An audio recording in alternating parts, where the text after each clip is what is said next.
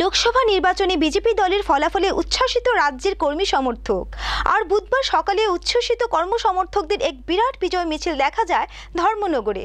এই দিন বিজয় মিছিলে নেতৃত্ব দেন বিধানসভার উপাধ্যক্ষ বিশ্ববন্ধু সেন।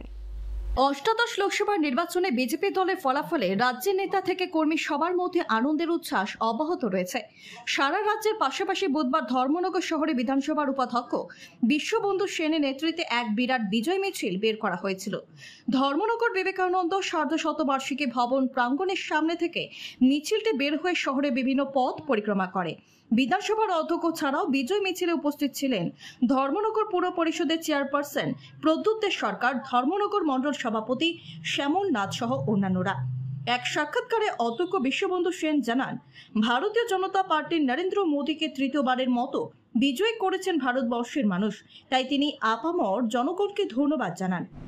প্রিয় ধর্মনগরবাসী, যে 20,000 এখানে চেয়ারম্যান প্রদ্যুৎ সরকার, মণ্ডল সভাপতি শ্যামল নাথ সহ আমার ভারতীয় জনতা পার্টির বিভিন্ন স্তরের ভাই বোন, নেতৃবৃন্দ, কর্মীবৃন্দ, সমর্থক ভাই বোনেরা, গতকালের যে ফলাফল 20,547 ভোট, 45 ভোটে আপনারা এই কেন্দ্রের প্রার্থীকে জয়ী করেছেন।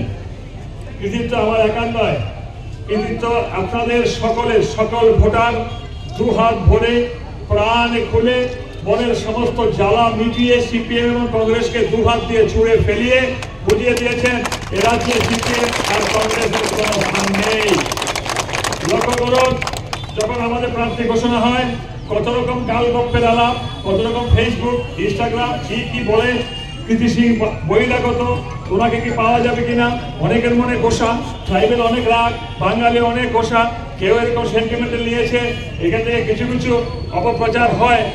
আমি বারবার বলেছি যে কৃতি সিং দেববর্মা মহোদয় কয়েক লক্ষ ভোটে জিতবেন এবং গতকালকে ফলাফল দেখেছেন 4,87,000 ভোটে এই এলাকার ত্রিপুরা সিং সেই কৃতি সিং দেববর্মা মহোদয়কে আপনার পূর্বাসনে জয়ী করেছেন।